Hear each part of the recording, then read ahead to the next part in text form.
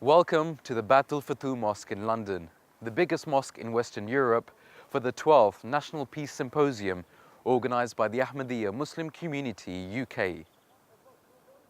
The symposium was started over a decade ago to promote a deeper understanding of Islam and other faiths and to inspire a mutual effort for lasting peace. More than 1,000 guests attend this unique event every year, including secretaries of state, ministers, ambassadors, journalists and academics, as well as representatives from numerous charities and faith communities. This year's event is themed Religion, Freedom and Peace, pressing matters in today's world and issues that are going to be dealt with in detail in the keynote address to be delivered by the head of the worldwide Ahmadiyya Muslim community, Hazrat Khalifatul Masih V, may Allah be his helper, who will inshallah be gracing the event with his presence. This evening's symposium is also an opportunity for special dignitaries to have an audience with His Holiness, and also for members of the media to attend press conferences with the head of the community, which will take place after the main event. With ever-growing scrutiny on the role of religion in today's world, and with some commentators saying that multicultural and multi-faith societies are destined to fall apart, it's noteworthy that a religious organization, the Ahmadiyya Muslim community, has organized tonight's event, bringing together people from all levels of society here in this hall to promote peace. This is truly a much-needed and unique event. And on behalf of the Ahmadiyya Muslim Community United Kingdom, we welcome you to tonight's event, the 12th National Peace Symposium 2015, held at the Battle Fatou Mosque. Great to be with you. Pretty good, yes, thank you. You're all right. Thank you very much. Assalamu alaikum warahmatullah. Please be seated. Assalamu alaikum wa rahmatullahi wa barakatuhu. May peace and blessings of Allah be upon you all. Ladies and gentlemen, welcome to the 2015 National Peace Symposium. We start this evening's proceedings with the recitation of the Holy Quran by Mr. Nafis Ahmed Qamar in Arabic, followed by its translation in English by Qamar Ahmed Zafar. The verses that will be recited before you have been taken from two different chapters of the Holy Quran. Firstly, from chapter 2, verse 257, and secondly, from chapter 16, verse 91.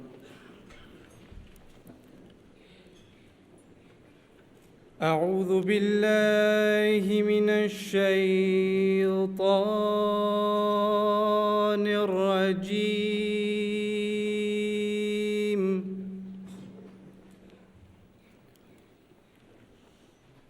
بسم الله الرحمن الرحيم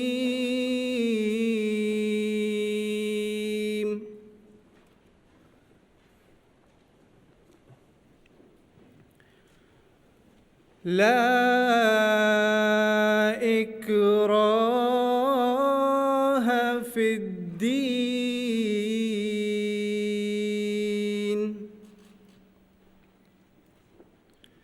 قد تبين الرشد من الغي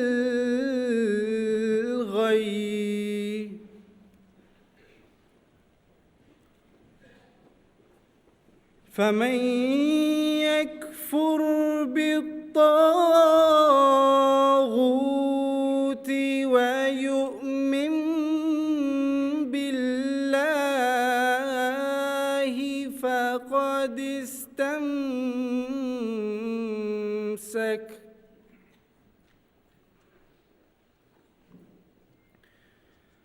فقد استمسك بالعروة الوثقى لا انفصام لها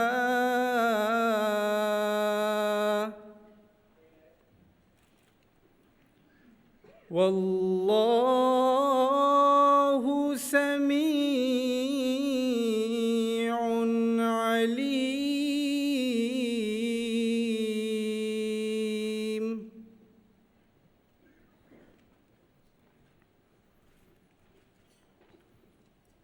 إن الله يأمر بالعدل والإحسان وإيتاء ذي القربى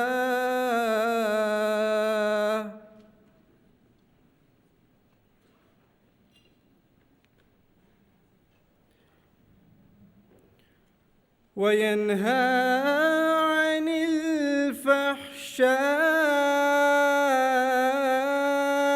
والمنكر والبغي يعظكم لعلكم تذكرون.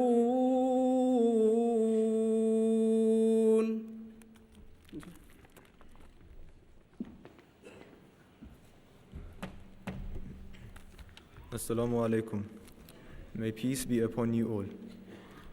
The translation of the verses that were just recited before you is as follows. I seek refuge with Allah from Satan the accursed. In the name of Allah, the most gracious, ever merciful. There should be no compulsion in religion. Surely, right has become distinct from wrong. So whosoever refuses to be led by those who transgress and believes in Allah has surely grasped a strong handle which knows no breaking. And Allah is all-hearing, all-knowing. Verily, Allah enjoins justice and the doing of good to others and giving like kindred, and forbids indecency and manifest evil and wrongful transgression. He admonished you that you may take heed.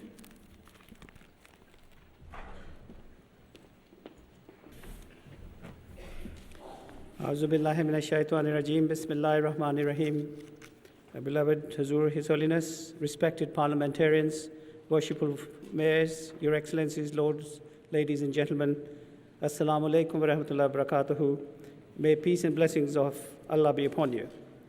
Welcome to the 12th National Peace Symposium, which is being held on the theme of religion, freedom and peace. The terrible events of Paris earlier this year shocked the world in their barbarity, and the horrific killings by ISIS are playing havoc with the peace in our world. We hear so much about religion as a cause of unrest that it is truly disturbing.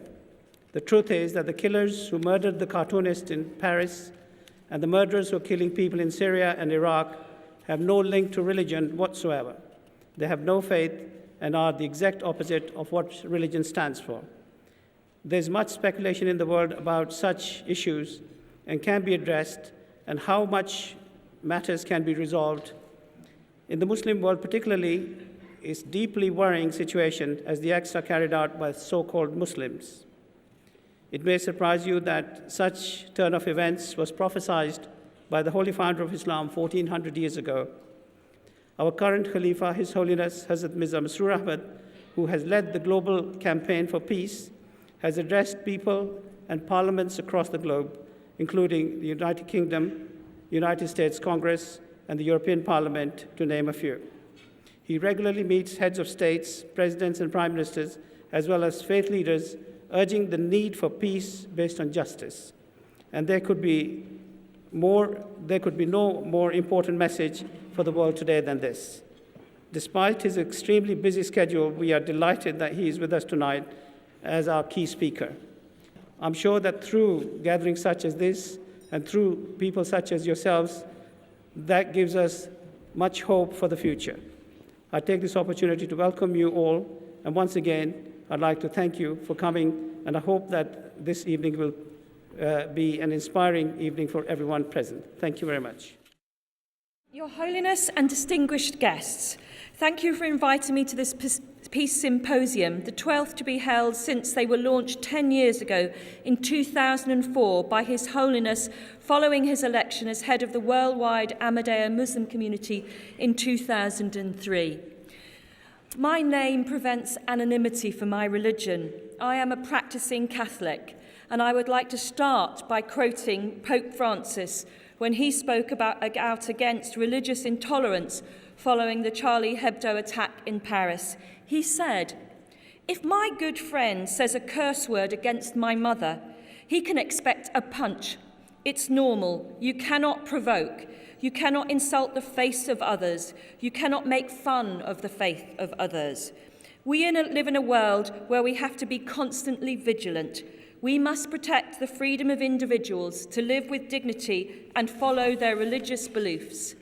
I applaud and support the Ahmadi Muslim community with its total commitment to peace and interfaith harmony. This commitment to peace by the worldwide Ahmadiyya community contrasts starkly with the stance taken by some countries against it, notably the state of Pakistan. But Pakistan is not the only country where we need to be watchful. I recently wrote to the Foreign Office as chair of the all-party parliamentary group for the Ahmadi Muslim community about the statement from the Gambian Supreme Islamic Council against the Ahmadi community in Gambia. I have been assured that the British government is following the situation closely and is involved in discussions to reduce the tension.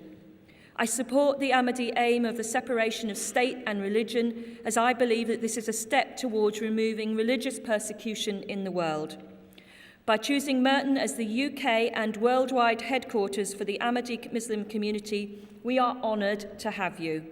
Thank you for the contribution you make to the richness and diversity of our community in Merton and in London. And I thank you for inviting me to speak. Assalamu alaikum. A great privilege for me to attend this National Peace Symposium of the Ahmadiyya Muslim community, an event which enables us to come together under the wise leadership of His Holiness and to speak out for the forces of peace and of tolerance across the boundaries of politics and religion.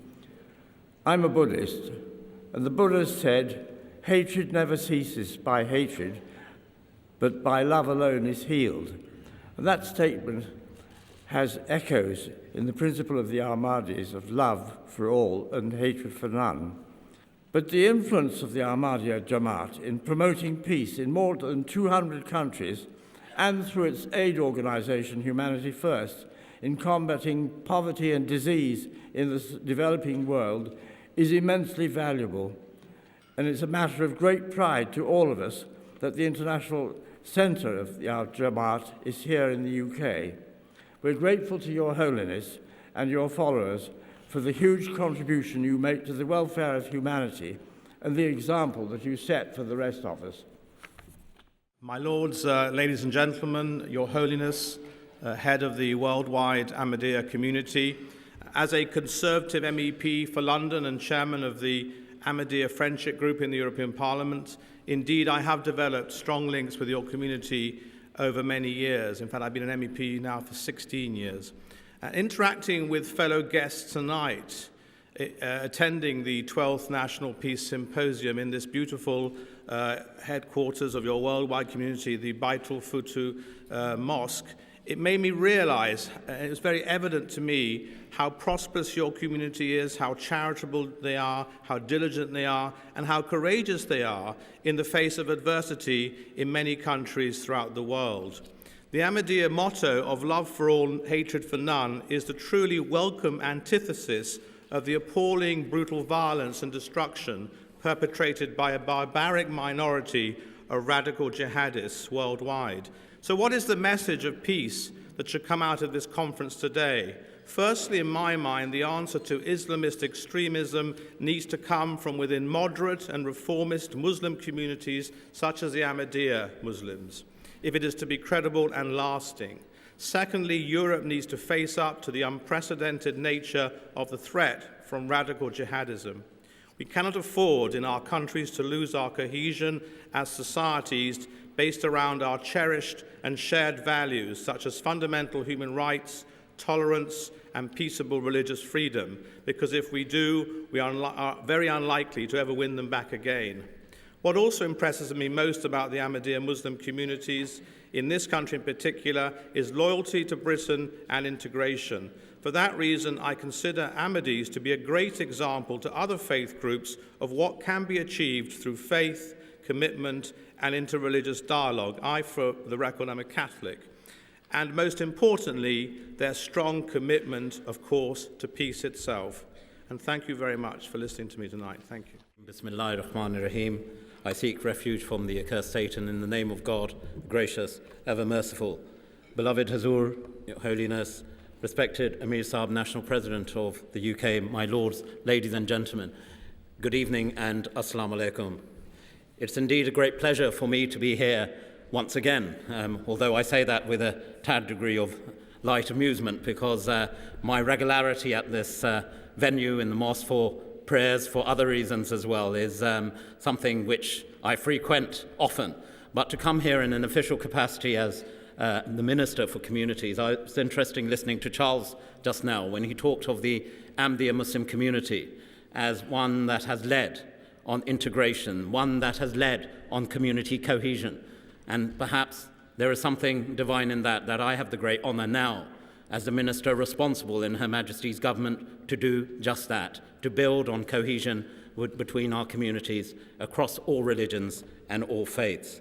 And in this regard, the Ahmadiyya Muslim community has been at the cutting edge, under the inspirational leadership of Hazrat Mirza Masroor Ahmad, His Holiness, when we saw the despicable attacks in France, when we were appalled by the acts of so-called Muslims who claim to act in the name of Islam across Iraq and Syria. The voice His Holiness raised, and community representatives across the world, was the voice of peace, the voice of humanity, the voice of integration, the voice of mutual respect in faith, the voice of the true Islam. When I spoke to the Prime Minister earlier today, he was delighted to send a very personal message on the occasion of this peace symposium, and I just wish to share that with all here. I am delighted, the Prime Minister writes, to send my best wishes to everyone taking part in this year's National Peace Symposium. I know this is an important event, for it will bring together people of different faiths, countries and backgrounds, with the shared aims of rejecting violence, furthering peace and promoting harmony.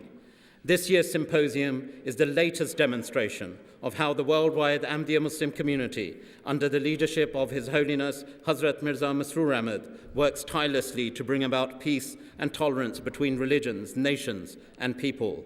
At this time, I would like to commend the Ahmadiyya community for everything they do for the UK.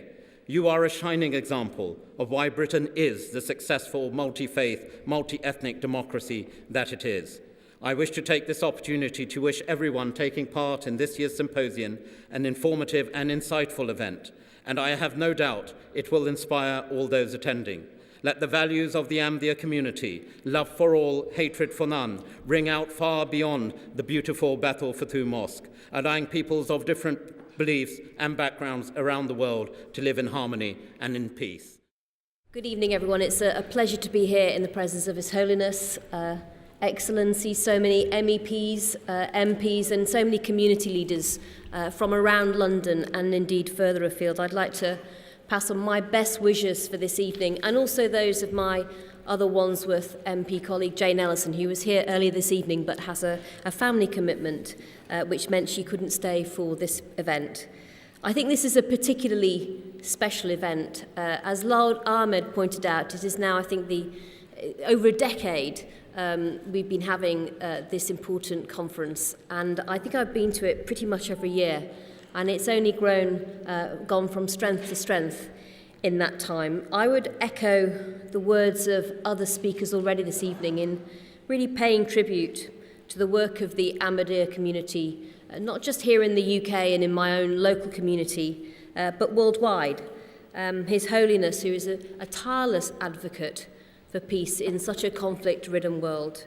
The Ahmadiyya Muslim Youth Organisation, which I think is a fantastic beacon for everything that's fantastic about young people, certainly in this country, and the work that it does to raise so many funds for good causes. Humanity first, something which is very close to my heart, and also my interest as Secretary of State for international development. So I really wanted to finish by saying thank you for all of that work. I very much value my relationship with the community, which began before I was an MP, but since being elected has really gone from strength to strength. It's a relationship which I place a huge amount of value on, and I hope over the coming months and years it can continue to go from strength to strength. Thank you.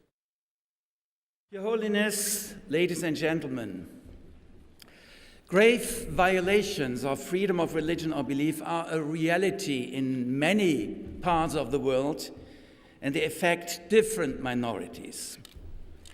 But the situation of the Ahmadiyya Muslim community is a special case. It's not only special because many of these violations are particularly cruel, but they are also particularly far-reaching. This community is not only prevented from worshipping, from running schools or charity organizations. Here we have the case that people are denied the very elementary freedom to say who they are, to say how they see themselves, to define themselves in freedom. And freedom of people to say who they are is where freedom of religion or belief begins. Without that freedom, the whole enterprise just collapses. We had a side event in the Palais des Nations in the United Nations in Geneva, a side event organized by the International Human Rights Committee of the Ahmadiyya Muslim community, and I can tell you it was well attended, and these issues were put on the table. Pakistan is not the only country, also this was mentioned before, in which Ahmadis suffer violations of the freedom of religion or belief. It's increasingly the case in Indonesia, a country which I hope to visit during this day, and also in Kazakhstan, where I had a formal country mission last year. But also in Europe, the situation is far from ideal. We had court cases, administrative decisions on asylum applications in which Ahmadis were told, just keep your faith to yourself, keep it private. So even institutions, agencies in Europe were complicit in this. I would like to conclude on a positive note, however. September 2012, the European Court of Justice took a decision saying no to this practice, no to the policy of urging people to hide their beliefs. So there are, in fact, also good messages from the EU. I have to say this now, here being in the UK, there are sometimes good messages. But this very important clarification by the EU court was triggered by the Ahmadiyya Muslim community by 2 Ahmadi cases. Congratulations. Congratulations. The Ahmadiyya Muslim community not only suffers, but has positive contributions to the development of freedom of religion or belief. And this is not new. Already in 1948, when the Universal Declaration of Human Rights was under discussion, the then Foreign Minister of Pakistan, Mohammed Zafrullah Khan, member of the Ahmadiyya Muslim community, took the podium. He delivered a speech in the plenary session of the General Assembly of the United Nations, fully endorsing freedom of religion or belief, including its component of change, the right to change, which until now is a test case. He gave a very powerful speech invoking Islam as a missionary religion, as he said, and a religion based on persuasion rather than coercion. So an Ahmadi foreign minister in Pakistan, now, I mean, this really sounds like very, very remote. Nowadays, Pakistan is a torn country, torn by religious extremism, violence, intimidation, narrow-mindedness, a climate of hysteria, impunity, blasphemy laws, tightened under dictatorship. Ahmadis suffer along with many others, minorities, but also members of the majority. But the past may hold a promise for the future. It may be far-fetched now, it's inconceivable having a foreign minister in Pakistan from the Ahmadiyya Muslim community, but it was possible, and maybe it will be possible. There is a legacy also in Pakistan, a positive legacy. Another Pakistan, and parts of it is here, from various religious communities, a Pakistan that can give space to all religions. Let's hope that the past will hold a promise for a future, but not a very too remote future. Thank you very much for your attention. The Ahmadiyya Muslim Peace Prize for the Advancement of Peace is awarded to a person for his or her outstanding contribution for the cause of peace. It is now its 5th year, and it gives me great pleasure to announce that this year's Peace Prize is being awarded to Mrs. Sindhutai Sapkal. Mrs. Sapkal is an outstanding lady who has a remarkable history. Born on the 14th of November 1948 at Pimpri Meghe, a small village in India, Mrs. Sapkal's life started as being an unwanted child. She married at a very young age to an abusive husband who abandoned her when she was 9 months pregnant. Though her father supported her and was keen on educating her, she could not continue her studies after the 4th grade due to family responsibilities and early marriage. She spent most of her time begging, and she realized that there were many orphans and children abandoned by their parents. She could feel their pain and decided to adopt them. She started begging more earnestly in order to feed the many children that she had adopted. Gradually, she decided to adopt every child who came across as an orphan, and over a period of time, she emerged as the mother of orphans in India. For the past decade, she has now become mother to nearly 2,000 orphans. Even though this day she continues to fight for the next meal, she does not take any support from anyone, and all her efforts go into feeding the destitute. As well as education, Mrs. Sapkal has helped the orphans to get married and supported them to settle down in life. She treats them as her own children, and some of them are now lawyers, doctors, and engineers. Her work is truly inspirational, and we are delighted that she's traveled all the way from India with one of her adopted sons to be with us tonight to receive the award and to address the audience. We will show a short video, and then a prize, which includes a check of £10,000, will be presented by His Holiness to Mrs. Sapkal. She has mobility difficulties, so will address us from the table. Thank you.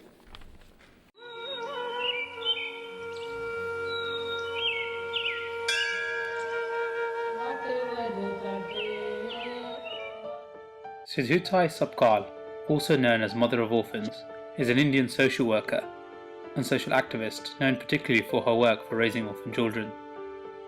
Brought up in abject poverty, she left school after the 4th grade, married at the age of 10. Her husband abandoned her at the age of 20, and she left home with her infant daughter, later donating her daughter to the trust. She now spends all of her time and work on raising orphan children. Since 2012, Sindhutai Sapkal has nurtured over 1,400 orphan children. Many of these children are now well-educated lawyers and doctors. Some, including her biological daughter, are now running their own independent orphanages. One of her children is now doing a PhD on her life. Till this day, she has been honoured with 500 awards.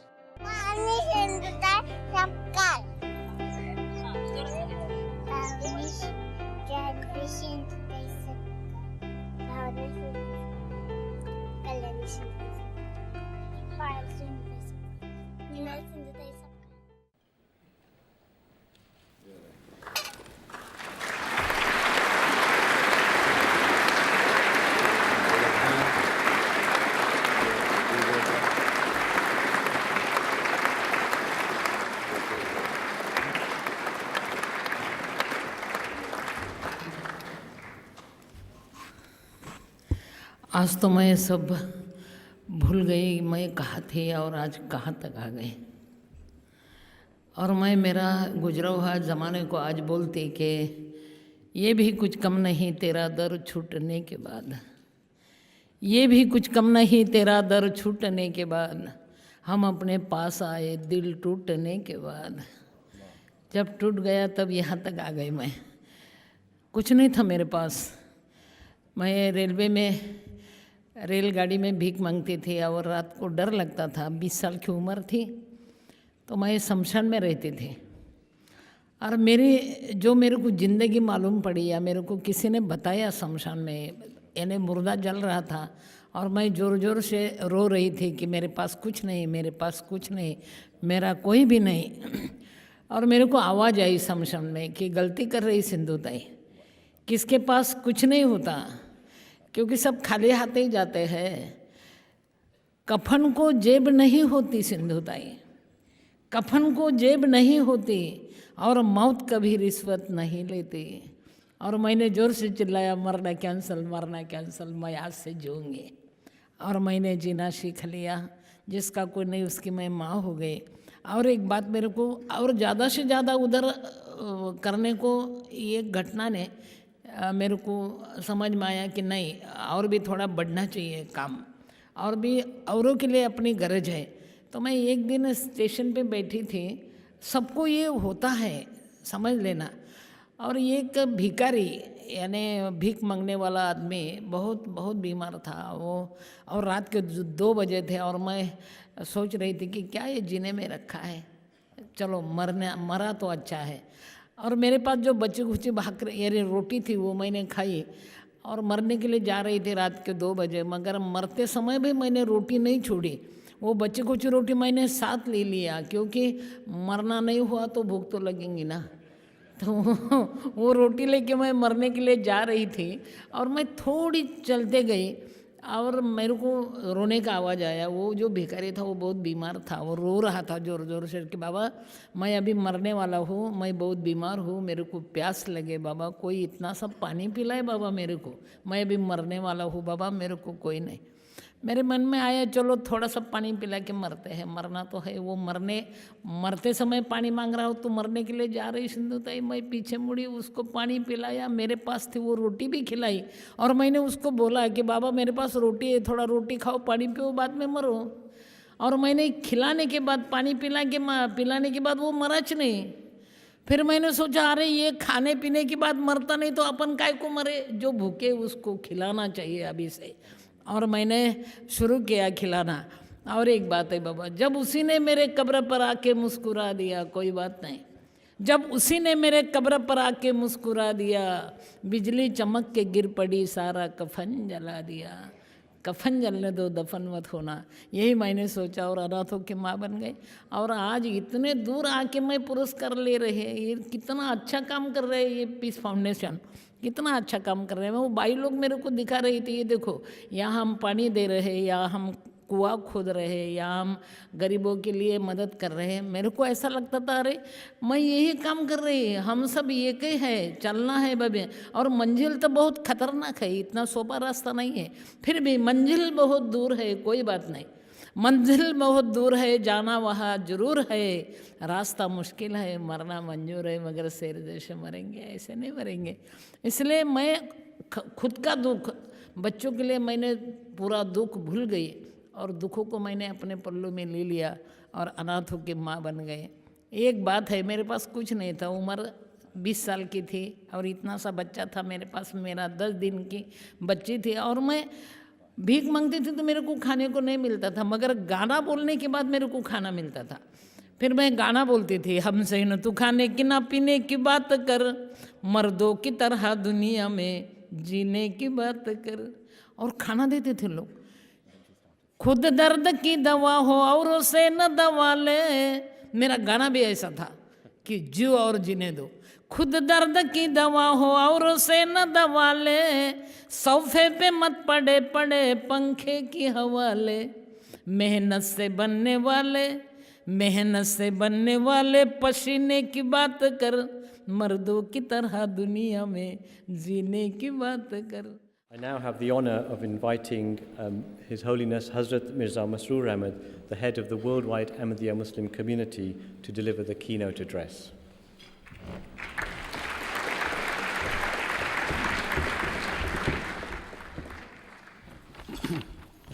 أشهد أن لا إله إلا الله وحده لا شريك له وأشهد أن محمدًا عبده ورسوله أما بعد فأعوذ بالله من الشيطان الرجيم بسم الله الرحمن الرحيم.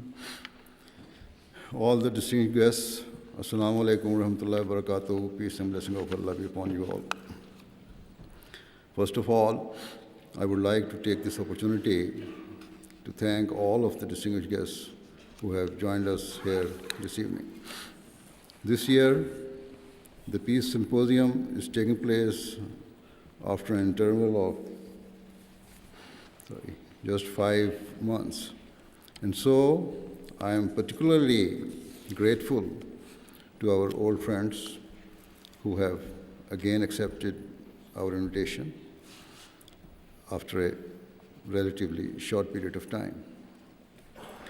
I believe that one reason you attend this event is because you wish to bear the views of the Ahmadiyya Muslim community in relation to establishing peace in the world and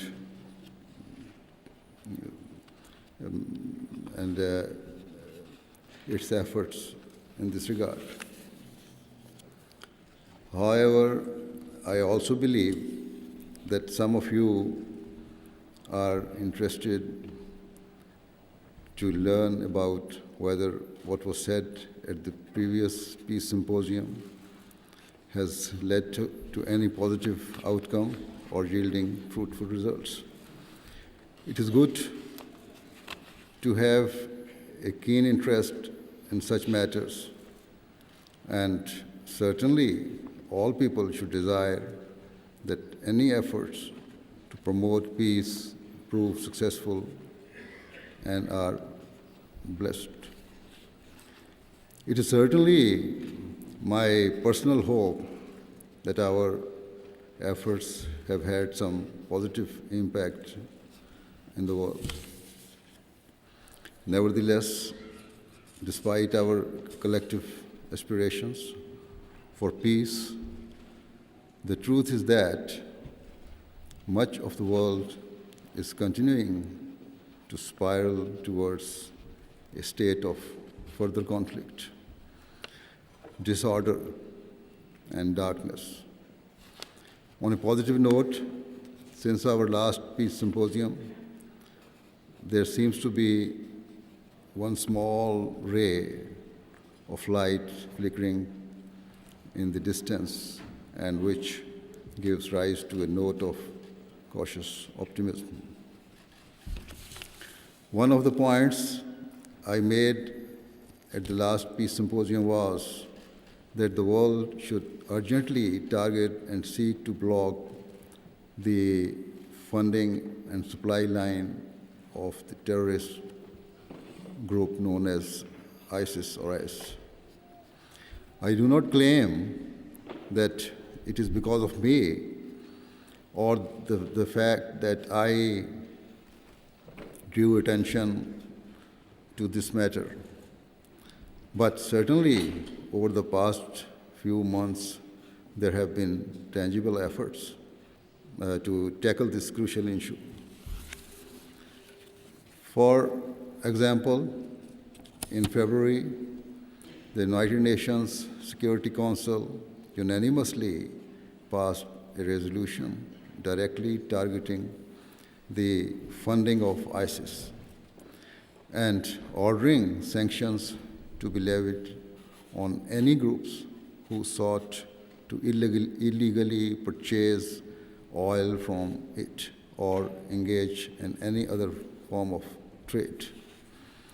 If this resolution is properly implemented, then, as I have said before, I believe that it will not take years to defeat ISIS, but rather its cruelties can be brought to an end in a matter of months.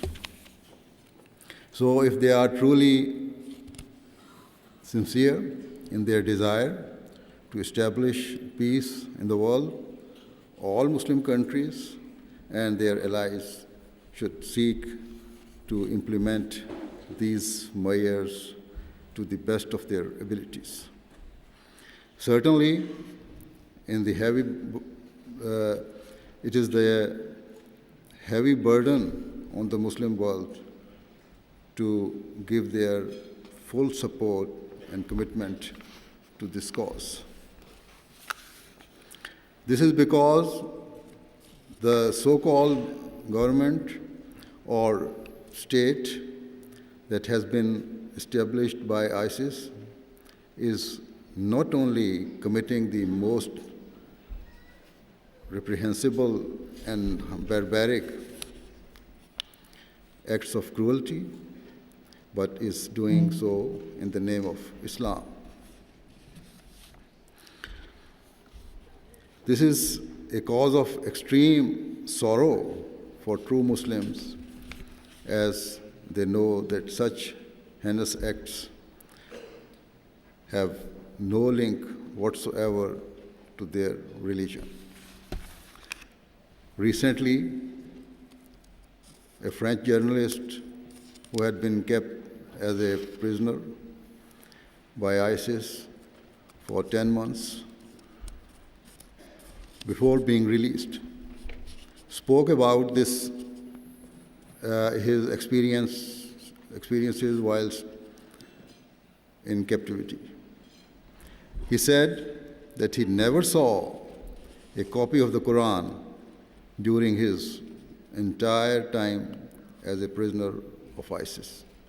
And when he asked the terrorists how they justified beheading people and their various other cruelties, they never had any answers. They would simply say that they were enforcing their will as they pleased and would continue to do so.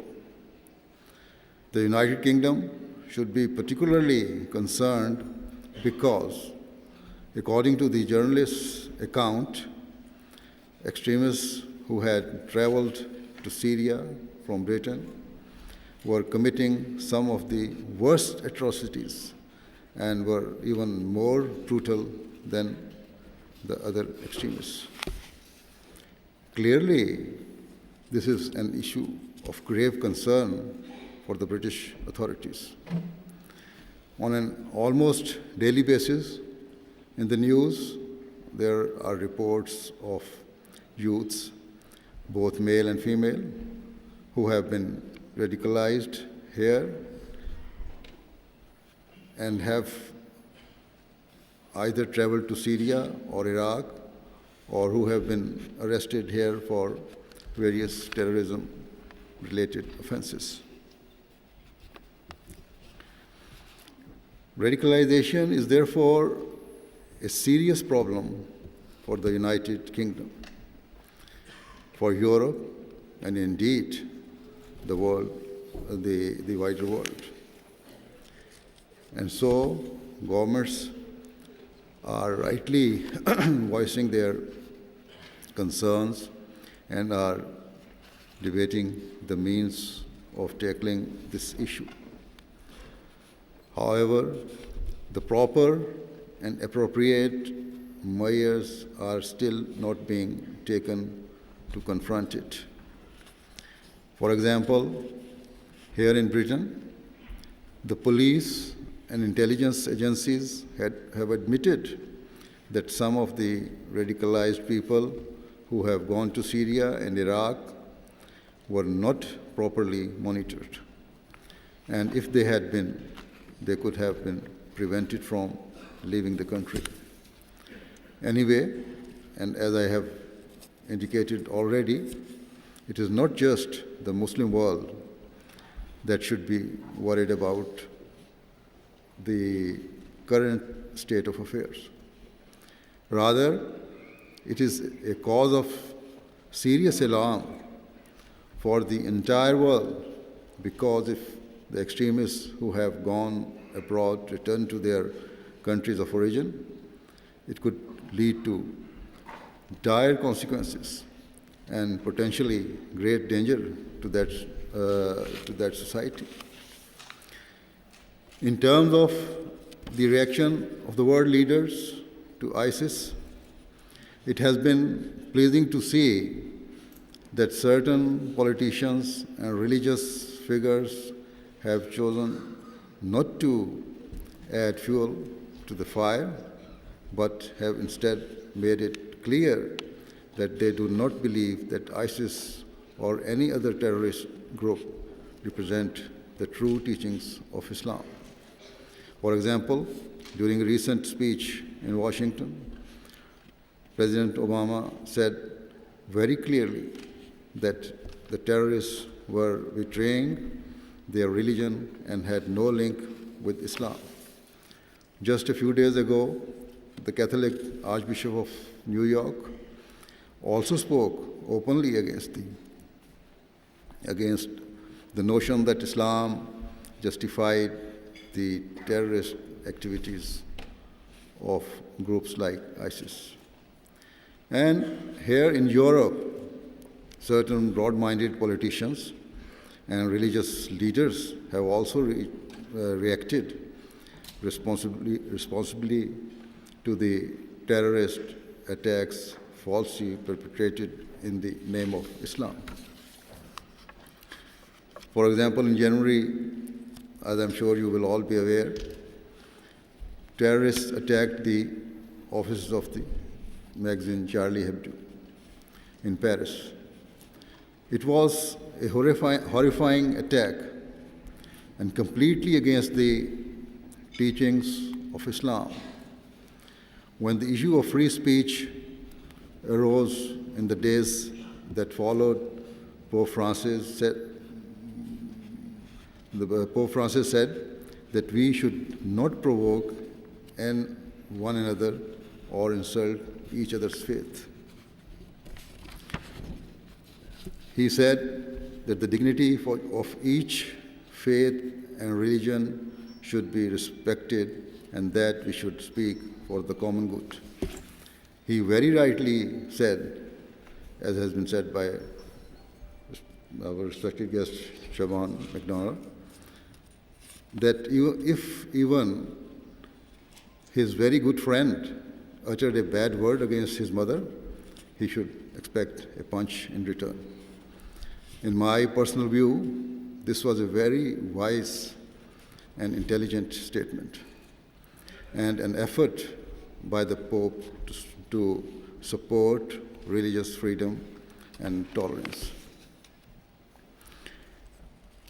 Anyway, in terms of extremism, let it be absolutely clear that wherever and whenever anyone seeks to justify their hate-filled atrocities or injustices in the name of Islam, they should be condemned.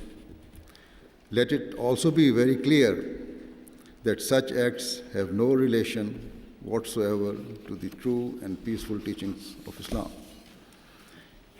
As I alluded to earlier,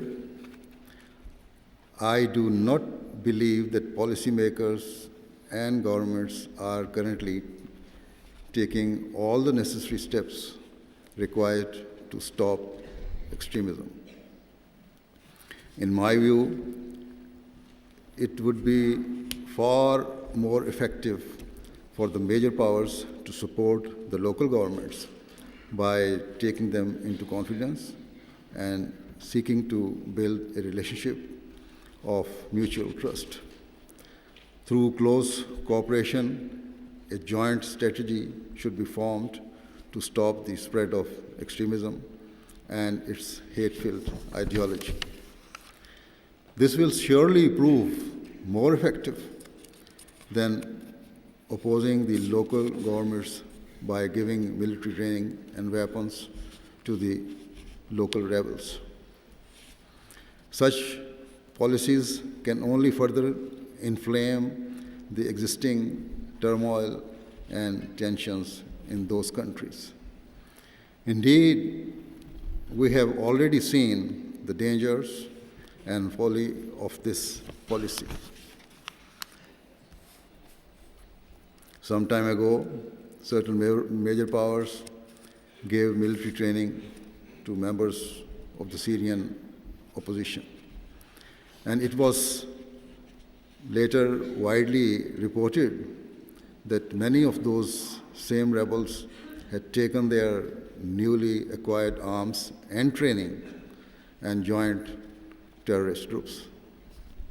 Yet, despite this precedent, it has now been announced that thousands more Syrian rebels are going to be given military training in Turkey, Qatar, and Saudi Arabia.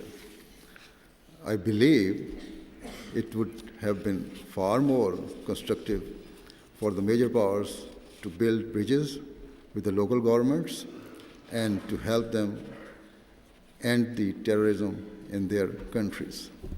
This support could have been given on the condition that the respective governments guaranteed that they would serve their citizens fairly and would not usurp their rights in any shape or form. Where in Syria, Iraq, or certain other countries, the public have stood up against their governments, it has led to a power vacuum, which has been fully exploited by extremists to its great benefit.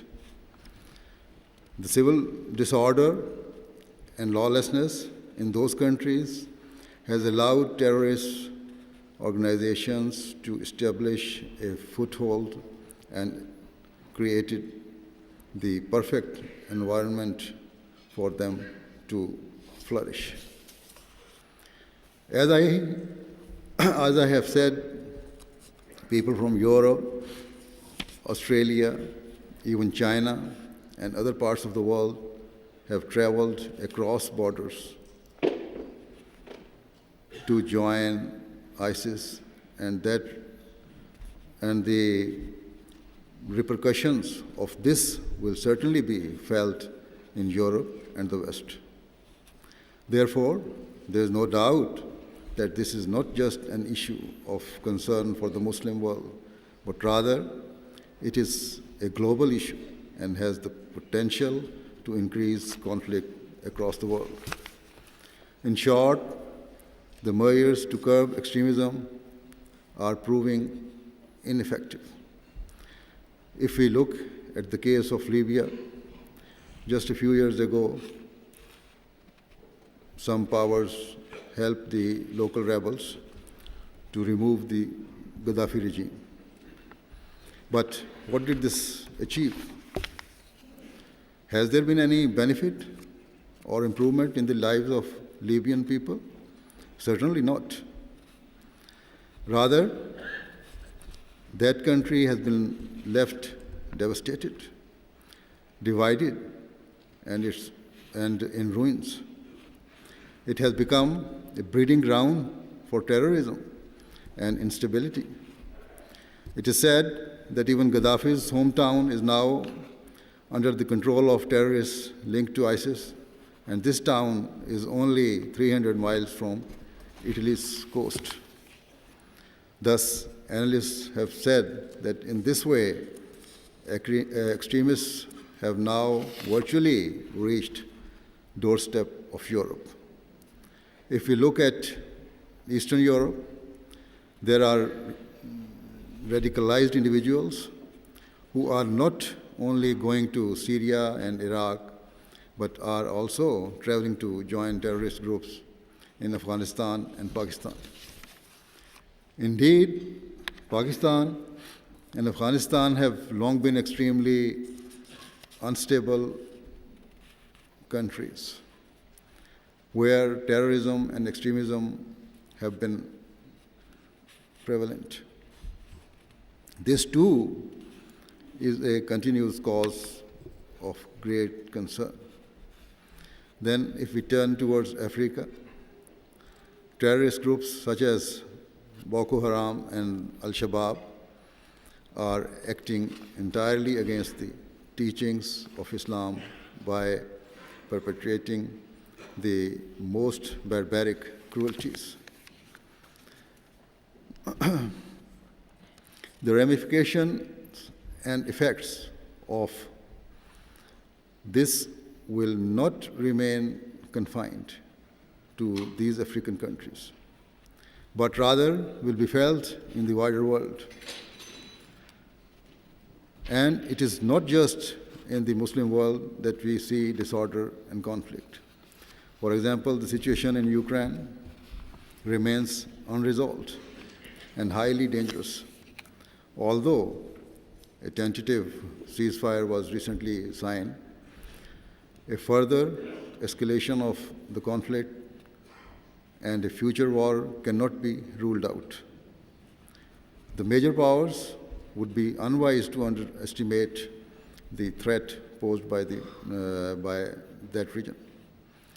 Much has been written and said about how more than 25 years after the end of the Cold War, political tensions and other serious issues have engulfed the region once again. The economic situation being one of them, and this cannot be taken for granted. Another issue we are seeing is that various governments are increasing their military spending. For example, China's government recently announced that it was vastly increasing its military budget for the forthcoming year. However, its budget remains less than some of the other big countries. The point is that nations are competing with one another and seeking to outdo each other in terms of their defense spending. This race to increase military budgets is not without reason, but in fact, there are underlying motives behind it.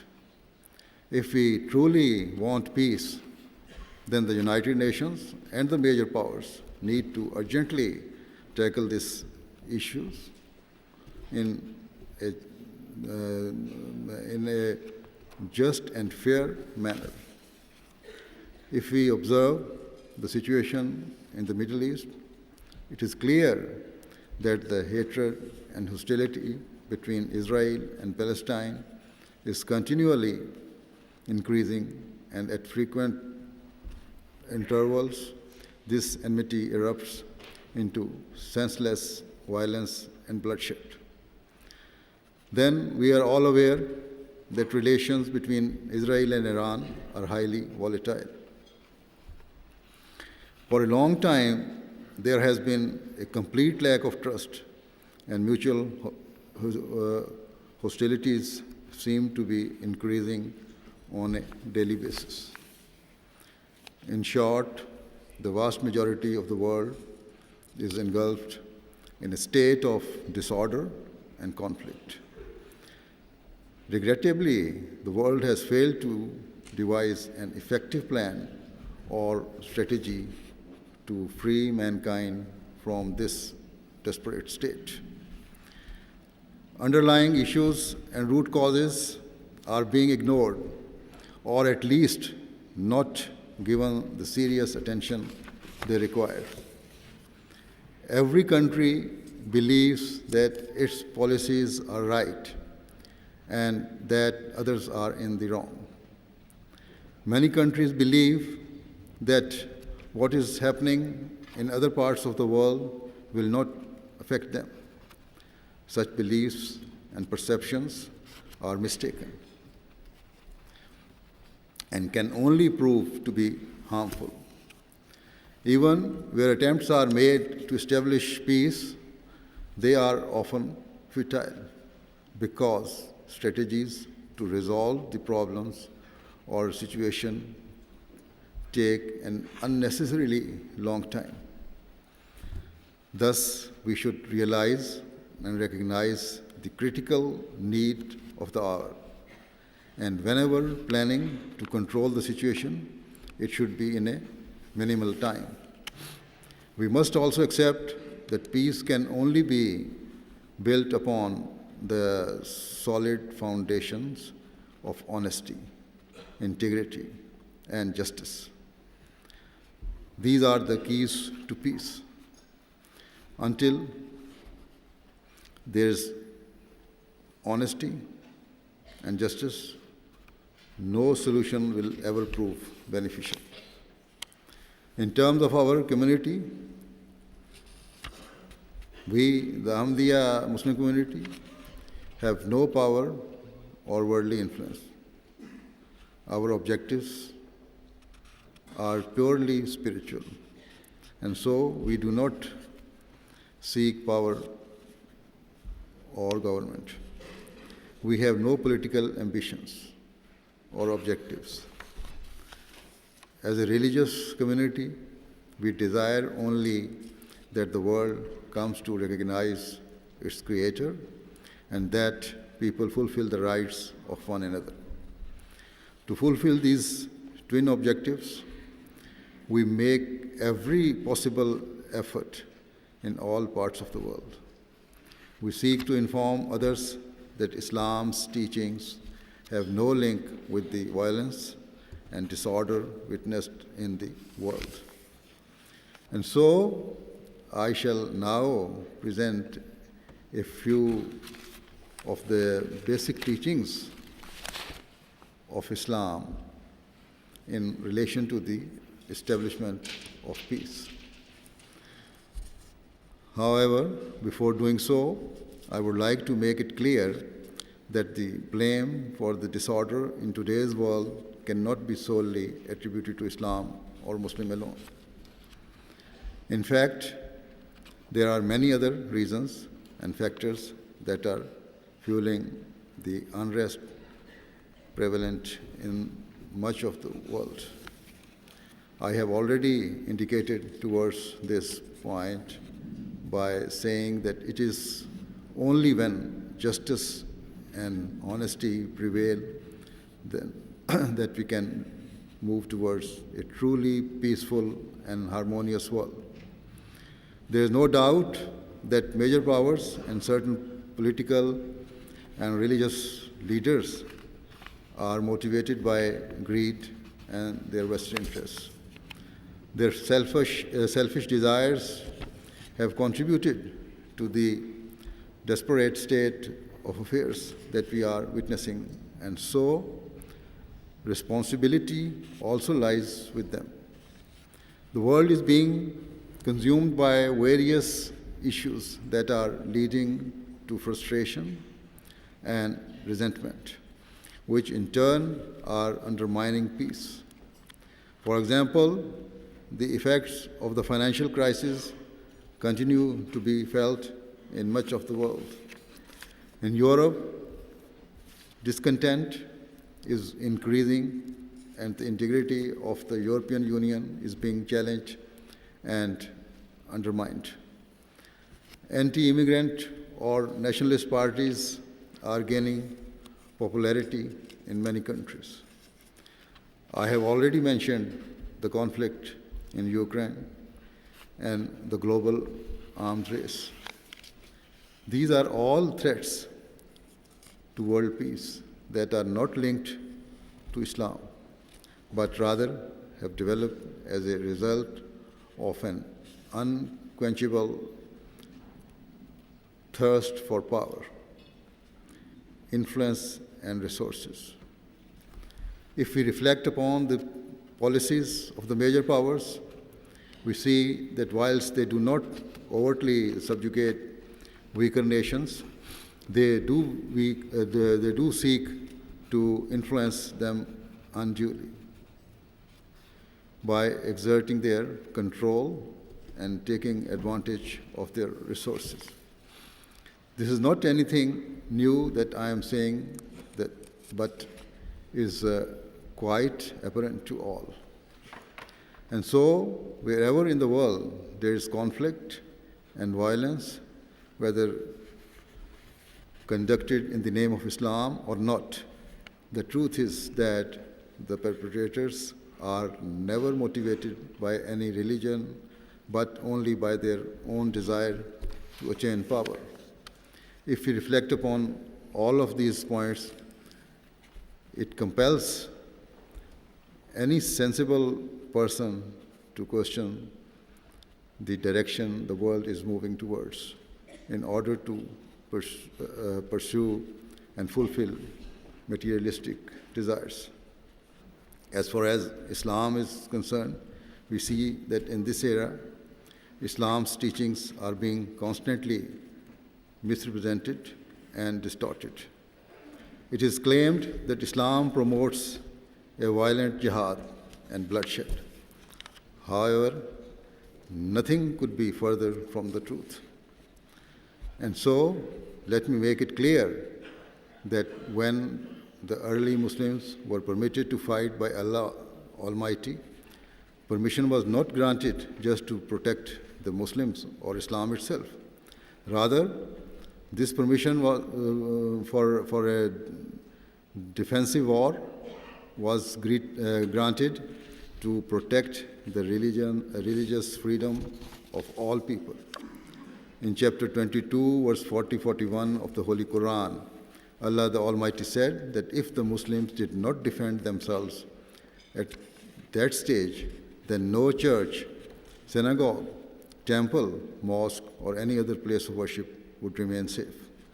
Therefore, where Islam gave permission for a defensive war, it was granted in order to safeguard every single religion and to protect the right of all people to freely practice and profess their faith. If a Muslim seeks to harm any other person, regardless of their faith or belief, or if any Muslim tries to damage the sacred places of other people, then he or she acts in complete violation of this very clear Quranic injunction. In relation to this, there have been recent reports that ISIS has destroyed historical monuments and artifacts in ancient Iraqi cities. For more than 1,400 years, these cities were preserved and protected by successive Muslim rulers and governments, and now it has been destroyed in Islam's name. This can only be branded as an extreme cruelty and a transgression of Islam's teachings. No true Muslim could ever comprehend acting in this way. Regarding the true concept of jihad and Islam's peaceful teachings, I cited many Quranic references during my address at last year's Peace Symposium, and there is no need to repeat them all now. However, certainly the verse I have just mentioned makes it clear that what is commonly alleged about jihad is completely wrong. Furthermore, in chapter 10, verse 100 of the Holy Quran, Allah said to the Holy Prophet, peace and blessing of Allah be upon him, that if Allah had desired, He could have enforced His will and compelled all of mankind to believe. Yet, Allah gave each person freedom of choice. And given this, what right did anyone have to force or compel others to accept Islam? Throughout his life, the Holy Prophet of Islam, peace and blessing of Allah be upon him, greatly emphasized the need for justice and equity, and for all forms of cruelty to be stopped. Indeed, it is narrated that the Holy Prophet, peace and blessing of Allah be upon him, said that a person should help both the oppressed and the oppressor. It is obvious that helping the oppressed requires you to show love and compassion to protect them. to free them from their difficulties and to comfort them. However, the Holy Prophet ﷺ said that we should not stop there, but we should take the next step and even help the oppressor. And helping an oppressor requires that a person stop them from committing injustices and cruelties. These are the means of creating peace amongst people. If today's governments followed this basic principle and prioritized justice and helping others over and above their own interests, the world would be a far better place.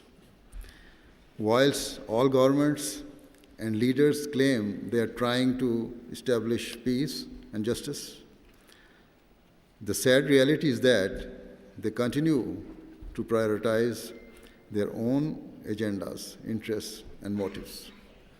In chapter 2, verse 189 of the Quran, Allah says that you should not consume the wealth of others through falsehood and injustice. And then in chapter 15, verse 89, Allah the Almighty says that you should not covet the wealth or resources of others.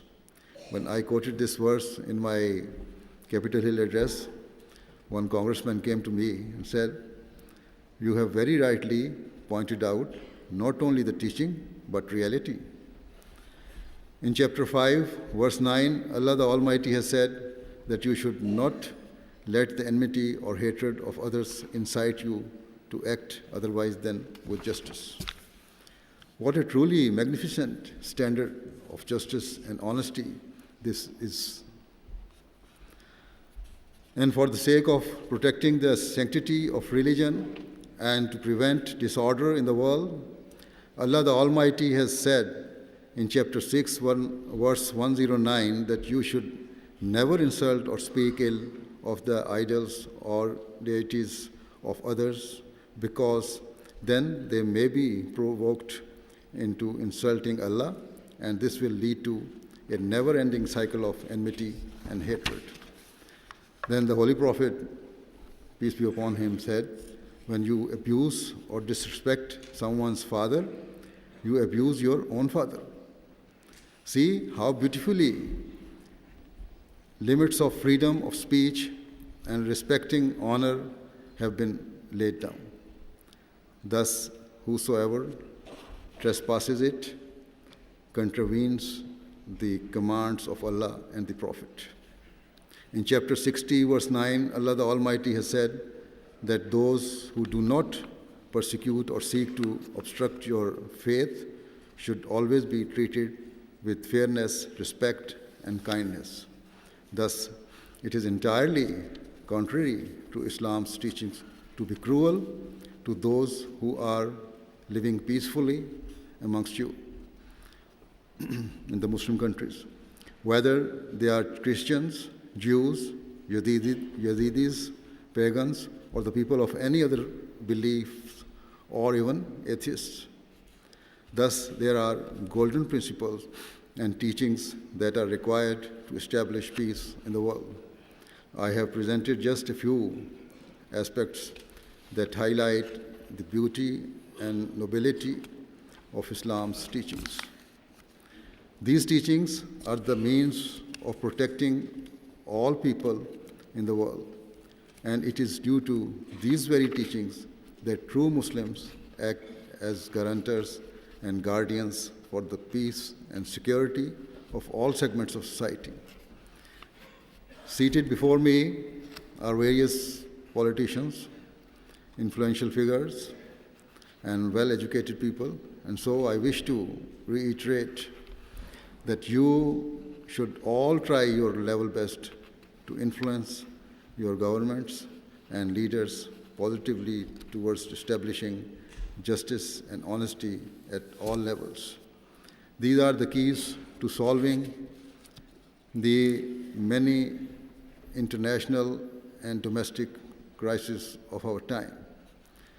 For many years, I have warned that we are heading towards a horrific destruction, and now many politicians and analysts are reaching the same conclusion, that we are heading rapidly towards a third world war, whilst some are saying that another world war is now unavoidable.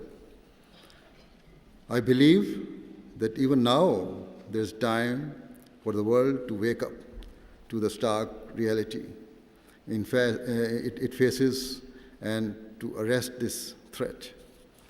To do so, all people and their leaders will need to stop looking only in one direction and caring only for their own interests. Instead, they will need to broaden their outlook and to have a realistic and fair approach in all of their matters. They must seek to fulfill the requirements of justice, fairness, and honesty at all levels of society. They should seek to establish peace wherever and however they can. And the foremost thing is to recognize their Creator as He should be recognized. I hope and pray that may Allah enable all of us to understand and recognize the gravity of our responsibilities and to fulfill our duties. May Allah bless you all. Thank you very much again.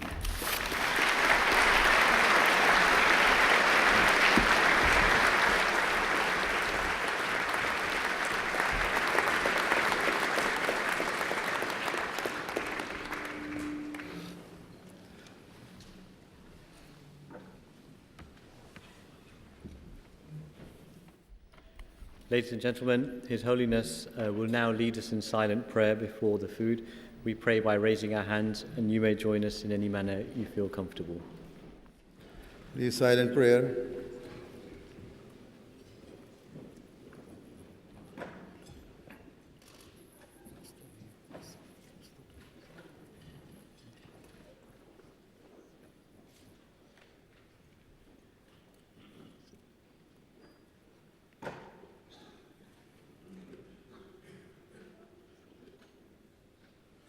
Ameen.